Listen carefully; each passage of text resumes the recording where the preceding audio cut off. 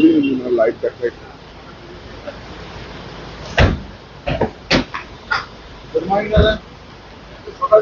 Good morning good morning. तो তাদের কোন সময় নেবে লেট হয়ে চোপড়াতে যে ঘটনা ঘটেছে দেখুন বারবার এই ধরনের ঘটনা প্রমাণ করছে রাজ্য প্রশাসনের উপরে মানুষের কোনো বিশ্বাস নেই মধ্যযুগীয় ব্যবস্থা এবং কালকে ওখানকার বিধায়ক যে স্টেটমেন্ট দিয়েছে সেই স্টেটমেন্ট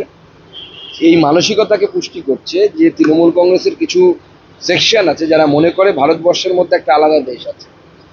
এবং সেখানে তাদের সেই নিয়ম নীতি চলে এটা চলতে পারে না ভারতবর্ষের সংবিধান আছে সেই সংবিধান অনুসারে দেশ চলে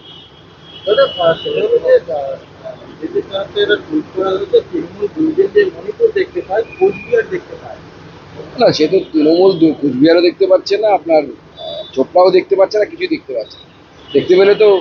ব্যবস্থা নিত সব থেকে বড় কথা আমরা দূরবীন দিয়ে প্রশাসন দেখতে পাচ্ছি দূরবীন দিয়েও প্রশাসনকে দেখা যাচ্ছে আর প্রশাসনের তো এখন একটাই কাজ বিজেপির নেতাদের কোথায় কি কে কি করছে এবং তাকে কেস দিতে হবে প্রশাসন যদি বিজেপির নেতাদের পেছন পেছন ঘুরে বেড়ায় পুলিশ যদি বিজেপির নেতাদের পেছন পেছন ঘুরে বেড়ায় আইন শৃঙ্খলা রক্ষা হবে কি হবে হবে না সেইটাই হচ্ছে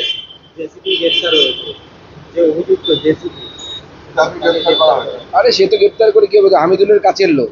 হামিদুল ইনডাইরেক্টলি তাকে সাপোর্ট করছে হামিদুলকে গ্রেপ্তার করা উচিত রাজ্যপাল সিপি এবং ডিসি সেন্ট্রালকে বদলে করতে বলেছেন।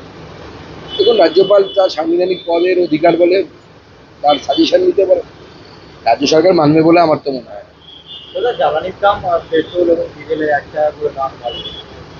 দেখুন জ্বালানির দাম সময় সময় বাড়ে আবার সময় সময় কমে আবার আন্তর্জাতিক বাজারে যখন জ্বালানি ক্রুড অয়েলের দাম কমে যাবে তখন আবার কমে যাবে গণপুনরায় মৃত্যুর ঘটনা ছড়িয়ে গেল গতকালও একজন মারা গেল এটা পরিষ্কার বোঝা যাচ্ছে যে হেজিমনি চলছে মগের মুলুক থেকে বাংলায় বলে এখন তো মমতা বন্দ্যোপাধ্যায়ের শাসন হচ্ছে মগের মুলুক